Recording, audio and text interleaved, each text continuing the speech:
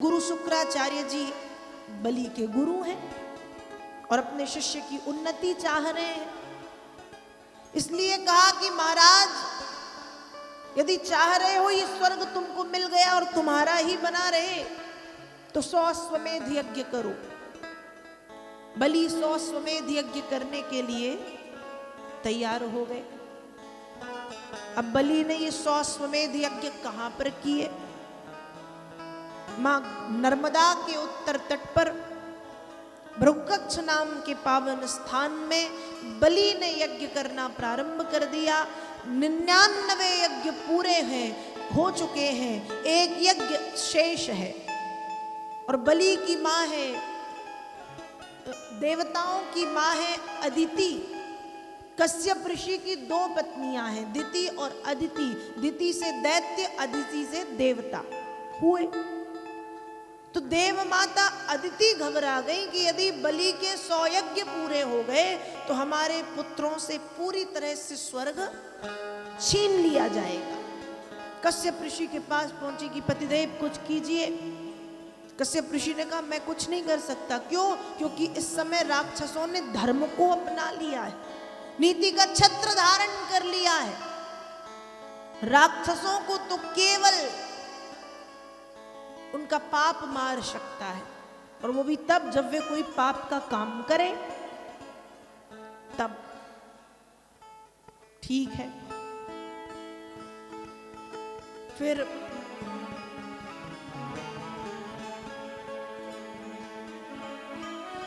बार बार जब निवेदन किया तो कश्यप ऋषि ने एक व्रत बताया।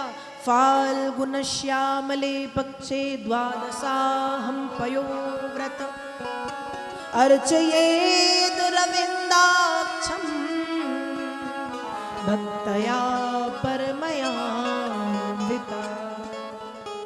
फाल्गुन के महीने में शुक्ल पक्ष की प्रतिपदा परमा पहली तिथि से द्वादशी तिथि तक ये व्रत किया जाता है। इस व्रत को कहते हैं पयोव्रत। इस व्रत के नियम बहुत बड़े बड़े हैं। इस व्रत को करने से व्यक्ति के मन की हर इच्छाएं पूर्ण होती हैं। बस इस व्रत को पूर्ण श्रद्धा और विश्वास के साथ करना चाहिए। पयोव्रत देव माता अदिति ने जब संपन्न किया तो पयोव्रत के प्रभाव से देव माता अदिति के यहाँ श्री हरि नारायण ने वामन रूप में अवतार धारण कर लिया। बोलिए वामन भगवान की जय। भगवान वामन बनकर के पधारे हैं। और जब वामन बनकर के आए तो सबसे पहले सविता मतलब सूर्य ने उन्हें गायत्री मंत्र का उपदेश दिया। देव गुरु बृहस्पति ने उनका यज्ञोपवीत संस्कार, जनेऊ संस्कार कराया। चंद्रमा ने उन्हें दंड मतलब डंडा दिया। पृथ्वी ने कृष्ण मृग छाला दी। कुबेर ने भिक्षा पात्र, ब्रह्मा जी ने कमंडल, सरस्वती मैया ने रुद्राक्ष की माला, देवताओं ने छत्र, सप्त ऋषियों ने कुसा। और भिक्षाम भगवती साक्षात् दुमादादंबिका सती। जगत जननी जगदम्बा पराम्बा भवानी सती ने भगवान को अपने हाथों से भिक्षा दी। सभी देवी देवताओं के द्वारा दिए गए उपहारों को लेकर के राजा बलि के यज्ञ में भगवान पधारे हैं। भगवान के आते ही राजा बलि के यज्ञ क्षेत्र में एक प्रकाश छा गया। राजा बलि यज्ञ मंडप के भीतर थे, बाहर निकल के आए, भगवान को प्रणाम किया। उच्च आसन पर भगवान के बैठने की व्यवस्था की, भगवान को बिठाया।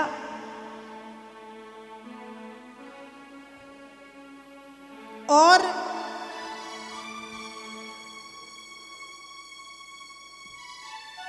राजावली कहते हैं कि हे महाराज, मैं जानता तो नहीं कि आप कौन हैं, पर हे भगवान, आपके आने पर मुझे ऐसा प्रतीत हो रहा है जैसे आज मेरे यज्ञ की पूर्णता हो गई, आज मेरे पितर तर गए, तृप्त हो गए। हे भगवान, मैं आपकी क्या सेवा करूं? बलि प्रश्न करते हैं। गाम कांचनम गुणवदधाम मृष्टम तथा न पेयमुत्वा विप्रकन्या ग्रामान् समृद्धान् स्तुर्वान् गजान् वा रथांस्तथार्हत्तं संप्रतीच्छ। भगवान, क्या आपको गाय चाहिए? कांचनम स्वर्ण चाहिए? सभी सुविधाओं से युक्त सुसज्जित सुंदर सजा हुआ एक प्यारा सा घर चाहिए? तथान्न पेय, खाने के लिए अन्न, पीने के लिए शुद्ध पेय पदार्थ, या किसी ब्राह्मण की सुंदर कन्या से विवाह करना है, या फिर रथ, हाथी, घोड़े? बताइए भगवान क्या चाहिए? जब बलि ने पूछा तो वामन भगवान कहते हैं, महाराज आप तो बहुत बड़ी बड़ी बातें कर रहे हो, और मैं जानता हूं कि आप अपने वंश का गौरव है, आपका वंश आपका गौरव है, लेकिन महाराज आज जो मुझे चाहिए वो मांगने में मुझे बहुत शर्म आ रही है। कैसे मांगूं, कैसे कहूं? भगवान ने कहा, कहिए तो चाहते क्या हैं आप? बलि ने कहा। भगवान कहते रहे, महाराज किसी की पृथ्वी पे बैठ के 2 वक्त की रोटी बना लेता हूं, किसी के आंगन में बैठ के थोड़ा सा सो जाता हूं, किसी के घर में बैठ करके भजन करने लगता हूं, तो लोग सोचते हैं उनकी पृथ्वी, उनका आंगन, उनका घर में हड़प लूंगा और उठा करके मुझको भगा देते हैं। इसलिए महाराज इतनी कृपा करो। तस्मात् तत्तो महीमीषद व्रणे हंबर दर्शभात पदानि त्रीणि दैत्येन्द्र सम्मितानि पदा मम। हे दैत्येन्द्र, हे असुरराज, हे दैत्याधिपति बलि, मुझे 3 पग पृथ्वी चाहिए। महाराज एक शर्त है, तुम्हारे पैरों से नहीं, मुझे खुद के पैरों से चाहिए। भगवान की बच्चों जैसी बातें सुन करके राजावली को हंसी आ गई। अब राजावली कहते हैं, भगवान 3 पग ही क्यों चाहिए? 4 ले लो, 5 ले लो, 6 ले लो, 10 ले लो, 12 ले लो, 20 ले लो, 50 ले लो। भगवान ने कहा, देखो महाराज, ब्राह्मण को लोभी नहीं होना चाहिए, लोभी ब्राह्मण का अति शीघ्र सर्वनाश होता है।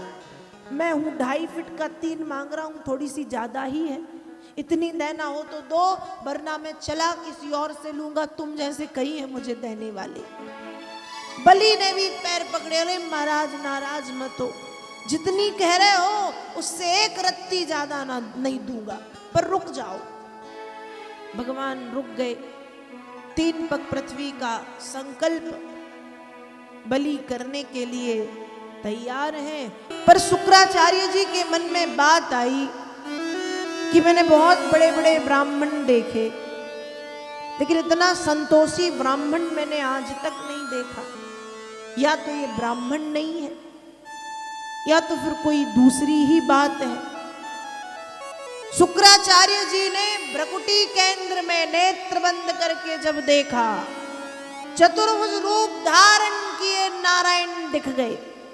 तुरंत कहा, रे बलि सावधान सावधान सावधान, ये जो भिखारी बन के आया है ना, ये तुमको भिखारी बना के जाएगा। महाराज झूठ कह दो, राजा के राज्य के 5 भाग होते हैं, जिसमें से किसी एक भिक्षुक को दिया जाता है, चाहिए है तो लो वरना जाओ। अब जैसे ही बलि ने सुना कि ये भगवान है, अब तक बलि के मन में था देना है, लेकिन अब बलि के मन में है कि सब कुछ देना है। बलि सोच रहे हैं कि बताओ, इस संसार में तो ऐसे ऐसे राजा हुए हैं, से भी दधीचि हरिचंद्र नरेशा, सहे धर्म हित कोटि कलेशा। ऐसे ऐसे राजा हुए जिन्होंने एक पक्षी की रक्षा के लिए अपने शरीर के मांस के टुकड़े करवाए, तुलवाए और दान में दिए। हरिश्चंद्र जैसे राजा सत्य और धर्म के लिए अपने आप को चांडाल के यहां बेच दिया। दधीचि जैसे ऋषि जिन्होंने देवताओं के लिए अपनी हड्डियां दान कर दी। बलि कह रहे, अरे मैं तो साधारण सा राजा हूं और आज मांगने वाला कौन? जगन्नाथ। और यदि इनको नहीं दे पाऊं तो फिर मुझसे बड़ा भागा कोई नहीं। बलि सब कुछ देने तैयार हैं। ध्यान रखिएगा, व्यक्ति को दान करना चाहिए, दान सत्पात्र को ही देना चाहिए। जहां आपके दान का उपयोग हो, सदुपयोग, दान वहां करो। और दान करो क्यों? कहा धन की 3 गति हैं। दानम भोगो नासस्तिस्रो, धन की 3 गति। या तो दान कर दो जो कमाया है, या तो भोग कर लो, उपयोग कर लो। और न दान कर पाए न भोग किया तो तीसरी गति होगी नाश। आप तो मर गए, रखा रखा वो सड़ जाएगा। इसलिए या तो दान कर लो या फिर उसको अपने उपयोग में ले लो। और ध्यान रहे, दान हमेशा ऐसे करो कि दाहिने हाथ से दान करो तो बाएं हाथ को भी पता ना चले कि कुछ दे दिया है।